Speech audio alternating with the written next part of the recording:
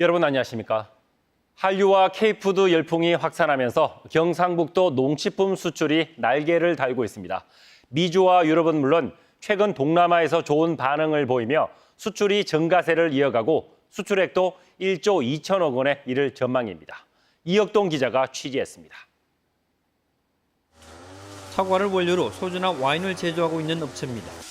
공장 마당에는 미국으로 수출할 물량이 대기하고 있고 생산 라인도 쉴 새 없이 돌아갑니다. 미국과 호주, 동남아 등에서 반응이 좋아 지난해보다 수출이 30% 이상 늘면서 올해 수출 100억 원을 돌파할 것으로 기대됩니다. 호주의 대형마트에 또 들어간다고 지금 11컨테이너 지금 발주받아가고 지금 계속 작업 중에 있습니다. 미국도 지금 현재 그 마트에 들어간다고 지금 24일까지 완료해 달라고 이렇게 요청이 들어와 있습니다. 흑마늘 가공품을 생산하는 이 업체도 최근 경북도 동남아 수출 상담회에서 10억 원의 수출 계약을 체결했습니다. 코로나 이후에 건강기능식품에 대한 관심이 높아지면서 올해부터는 미국 시장에도 진출했습니다. K푸드에 대한 호감도가 워낙 크다 보니까 이제 상품을 받아들였을 때 거부감이 처음부터 적고, 그리고 코로나 이후로의 건강에 대한 인지도도 많이 높아진 데다. 한류와 K푸드 열풍이 확산하면서 경북 지역의 농식품 수출이 날개를 달고 있습니다. 올 들어 지난달까지 수출은 미주와 유럽, 아시아권 등 5억 4,700만 달러를 기록해 1년 전보다 11% 증가했습니다. 기존에 미국 동북아 시장을 공고히 하고 중앙아시아, 동남아 시장, 신규 시장 개척에 힘쓰도록 하겠습니다. 고부가 농식품 가공 산업을 육성하도록 하겠습니다. 하반기에도 해외 수출 상담회와 박람회를 통해 적극 홍보할 계획이어서 올해 전체 수출도 지난해보다 2천억 원 늘어난 1조 2천억 원에 이를 전망입니다. 경북의 농식품이 한류와 K푸드 열풍을 타고 해외에서 좋은 반응을 얻고 있습니다. TBC 이혁동입니다. 청송군과 의성군이 농작물 냉해 특별 재난 지역에 지정됐습니다. 청송과 의성에서는 지난 4월 영하의 날씨로 서리가 내려 각각 3,900여 농가 3,200여 헥타르와 4,700여 농가 3,200여 헥타르의 농작물이 피해를 봤습니다. 청송군과 의성군은 재난지원금이 피해 농가에 신속하게 지급되도록 할 예정인데 정부가 농작물 냉해 지역을 특별 재난지역으로 지정한 건 처음입니다. 최근 신림역과 서현역 흉기 난동에 부산의 또래 살인 사건까지 범행을 저지른 이들의 공통점은 은둔 성향을 보였다는 겁니다. 은둔 성향이 곧바로 범죄로 이어지지는 않지만 이런 청년을 사회로 나올 수 있게 지원해야 한다는 목소리가 큽니다. 대구에도 은둔형 청년이 만여 명으로 추정되는데 지원 조례는 만들었지만 실태 조사를 못하고 있는 실정입니다. 김낙선 기자가 집중 취재했습니다.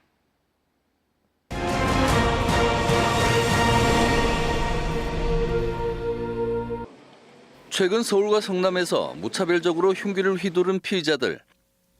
그리고 부산의 또래살인 피의자의 공통점은 사회적 은둔 성향을 보인다는 점입니다. 이런 고립 은둔형 청년은 코로나19 기간 비대면 문화 확산과 경기 침체 등이 맞물려 늘어난 것으로 보입니다. 실제 지난 3월 국무조정실의 청년 삶 실태 조사 결과 거의 집에만 있는 은둔형 청년의 비율은 2.4%로 나타났습니다. 이를 근거로 우리 복지시민연합은 대구에도 청년 만여 명이 해당될 것으로 추정하고 있습니다. 이런 청년들을 위해 지난해 10월 대구시 의회는 지원 조례를 발빠르게 통과시켰습니다. 사회적 고립청년 지원 관련 조례로 고립청년 현황을 비롯한 실태조사와 지원시설 설치 운영 등을 담고 있습니다. 조례를 대표 발의한 김태우 의원은 해당 청년들을 발굴하는 작업이 시급하다고 강조합니다. 이것은 사회적 활동을 하고 있는 청년들이 거의 지금 해당되고 있습니다. 실제로 은둔하고 있거나 사회적 단절되어 있는 그런 사람들에 대한 발굴이 시급합니다. 실태조사가 먼저 필요하고요. 하지만 조례가 통과된 뒤 10달째지만 대구시가 추진하고 있는 정책은 단 한 건도 없습니다. 최근 복지연합이 조례 관련 사업 추진 상황을 살펴봤는데 아무런 내용이 없었습니다. 지원 근거만 마련해놓고 은둔형 청년들을 방치하고 있어 빠른 시일 내에 추가 경정 예산을 편성해 실태 조사 후 기본 계획을 세울 것을 촉구했습니다. 조례만 통과되면 뭐 하겠습니까? 그 조례 후속 조치를 대구시가 빨리 이행하는 건데 기본 계획 수립을 위한 실태 조사 이런 모든 부분들을 대구시가 지금 손 놓고 있다 이렇게 보여집니다. 이에 대해 대구시는 사정이 어려운 청년 실태 조사와 집단 심리 상담 등을 하고 있다고 설명했습니다. 하지만 은둔 고립형 청년 관련 사업은 빠져 있고 내년에 예산을 반영해 실태 조사를 시작할 예정이라고 해명했습니다. 현장에서는 은둔형 청년의 경우 관련 기관이 먼저 찾아야 하는데 이들의 특성상 만남조차 쉽지 않아 신뢰를 쌓는 게 중요하다고 지적합니다. 만나는 것 자체도 이분들에게는 굉장히 조심스러운 일이거든요. 그래서 신뢰가 또 중요하죠. 아까 이제 지속적으로 지원할 수 있는 그런 지속성이 굉장히 중요하고 외부와 단절한 채 고립되거나 은둔하는 청년들의 문제가 수면 위로 떠오른 만큼 지원 조례를 만들어 놓은 상황에서 제대로 된 후속 대책 마련에 적극 나서야 한다는 비판이 커지고 있습니다. TBC 김낙성입니다. 정부가 학생 수 감소에 따른 불가피한 조치라며 내년에도 신규 초중등교사 채용 규모를 크게 줄이기로 했습니다. 현장에서는 교육 여건이 악화되고 교권과 교사들의 사기가 떨어질 것을 우려하는 목소리가 터져 나오고 있습니다. 한연호 기자입니다. 전교생이 50명 정도인 경북의 소규모 중학교. 이 학교 한문 수업은 음악과 역사 교사가 나눠 가르칩니다. 1학년 한문은 음악 선생님이 또 가르쳐요. 3학년 한문은 역사 선생님이 또 가르쳐요. 제가 그의 수학도 가르치고 뭐 가사도 가르쳐라. 제 전공은 수학인데 사실 부끄러운 거예요. 이처럼 전공하지 않은 교과를 가르쳐야 하는 교사, 이른바 상치교사는 경북에만 129명에 달합니다. 또 경북에서 590명의 겸임교사들이 최대 4-5곳의 학교를 도우며 수업하고 있습니다. 교원 감축 이후 이 같은 비정상적 형태의 교사들은 계속 늘고 있지만 교육부가 내년에도 신규 교사 임용 규모를 크게 줄이기로 했습니다. 초중등 신규 교사 선발 예정 인원은 경북의 경우 642명에서 391명으로 40% 급감하고 대구는 21% 감소한 69명으로 광주와 대전에 이어 최하위 수준입니다. 정부는 학령 인구가 급감하는 만큼 교사 선발 인원을 줄일 수밖에 없다는 입장이지만 교육 여건을 감안할 때 반대의 목소리도 적지 않습니다. 안전한 교육 환경 중 핵심 중 하나가 교원 정원이라고 생각합니다. 학급에 있는 학생들이랑 더 눈 마주치고 마음을 쏟으려면 이 적정한 수준의 교원 정원 확보가 좀 필요하다고 생각을 하는데 교원 감축은 좀 거꾸로 가는 정책이 아닐까. 여기에 서희초등 사건 이후 교권 확보 목소리가 거센 상황에서 교사들의 사기와 교육권 확보에 역행하는 조치라는 비판도 거셉니다. 교원수 줄여드니까 업무 폭탄이죠. 교실은 완전 독박이죠. 아동학대라는 신고로 막 끊기는 교사의 인권을 보호할 수 있는 상황이 안 되고 계속 이런 극단적인 선택을 하잖아요. 교원단체와 교대단체들도 연일 신규 교원 임용 축소를 규탄하며 정원 확대를 촉구하고 나섰는데 교육당국은 9월에서 10월쯤 최종 인원을 발표할 예정입니다. TBC 한연호입니다.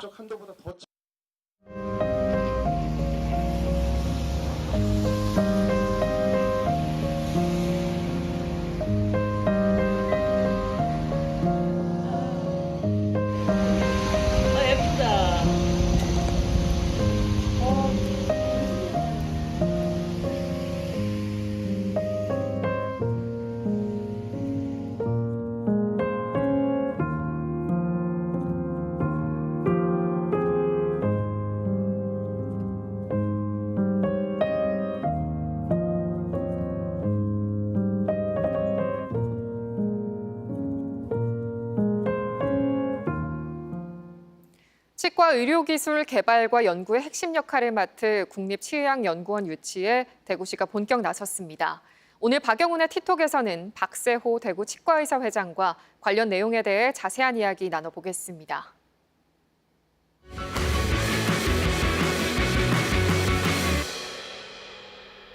회장님 안녕하세요. 안녕하십니까. 네, 반갑습니다. 자, 시청자들에겐 조금 낯설 것 같습니다. 국립치의학연구원이 어떤 일을 하고 또 어떤 역할을 맡는지부터 설명 부탁드립니다. 네, 국내 치의학 산업 및 서비스 성장은 급성장하고 있는 반면에 네. 치의학 전문 인력 양성과 원천 기술 확보 등을 총괄하는 국책 연구기관은 없습니다. 네.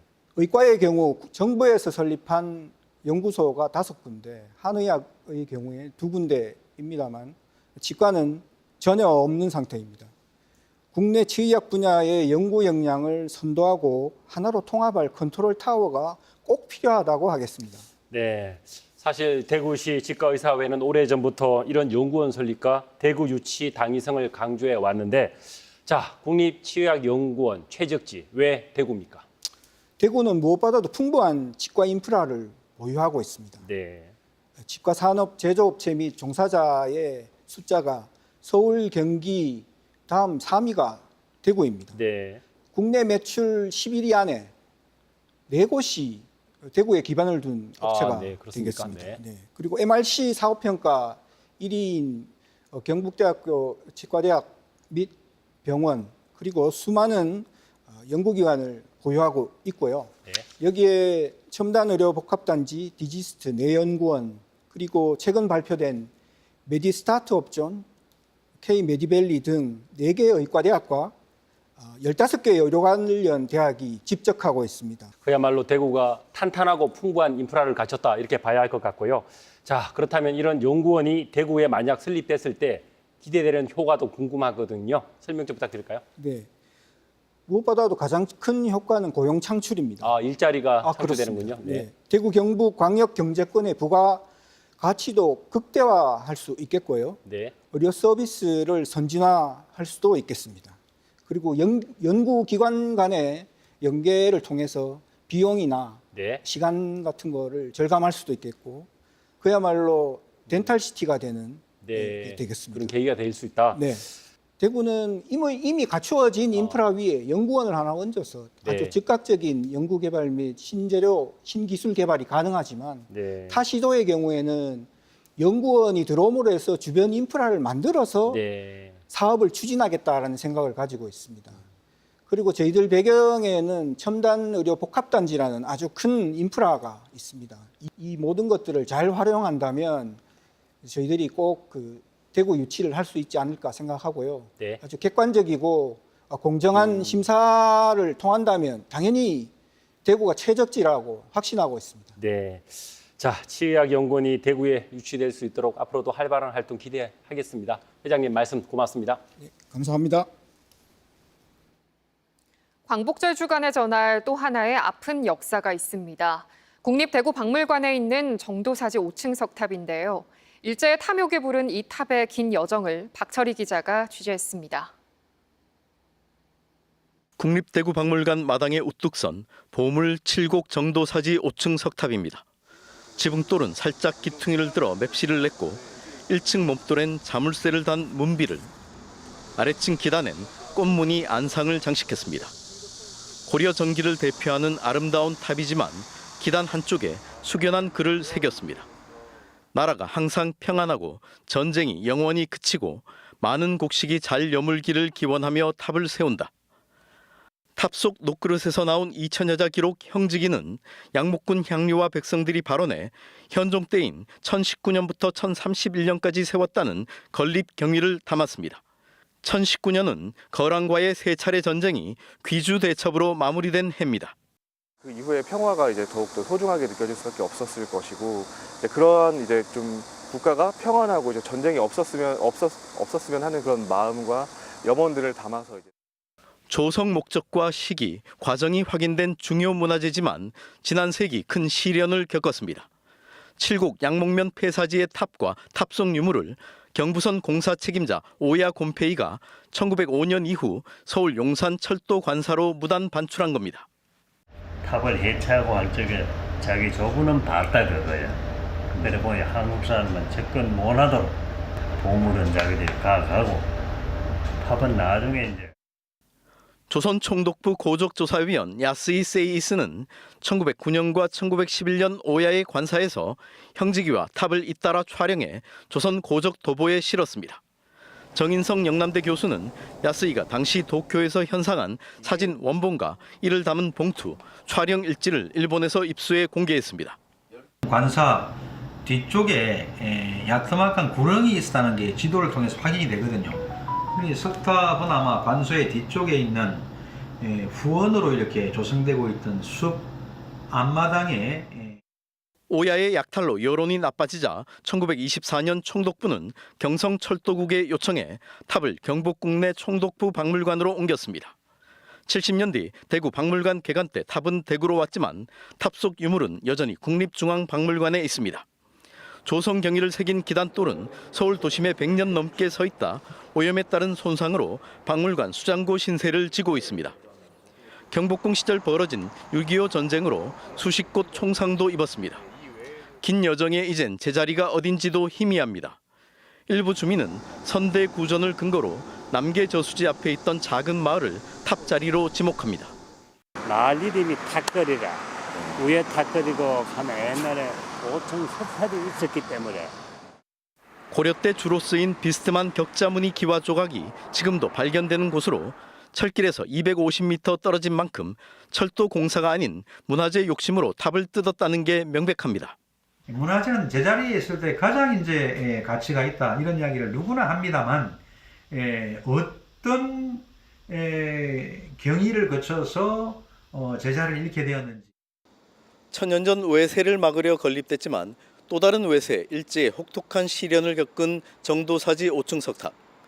더 이상 아픈 역사를 되풀이하지 말라고 후세에 책무를 던지고 있습니다. TBC 박철입니다. 포항시 흥해읍 오도리 주상절리가 국가지정문화재로 지정됐습니다. 작은 섬 전체가 하나의 주상절리를 이루는 오도리 주상절리는 다양한 다각형 단면과 여러 각도에서 마그마 활동을 보여줘 학술과 교육적 가치가 높습니다. 이번 지정으로 포항시는 달전리와 함께 두 곳의 주상절리 국가지정문화재를 보유하게 됐습니다. 가스공사가 대구 중리동 정합관리소 증축과 가스배관 매립을 반대하는 서구 주민을 대상으로 첫 설명회를 열고 설계와 시공 과정에 주민 의견이 최대한 반영되도록 노력하겠다고 밝혔습니다. 주민들은 지금도 서구에 혐오시설이 많은데 달서구에서 무산된 사업을 왜 가져오냐며 반대 입장을 분명히 했습니다. 가스공사는 대구 열병합발전소 연료를 천연가스로 바꾸는 계획에 따라 달서구의 정합관리소 신설을 추진하다 주민 반대에 부딪혀 서구 중리 정합관리소 증축으로 변경했습니다. 대구지방검찰청은 부동산 투자를 미끼로 동료 교직원에게 거액의 투자금을 가로챈 혐의로 기소된 전 교육공무직 A씨와 아내 B씨에 대한 결심 공판에서 각각 징역 7년을 구형했습니다.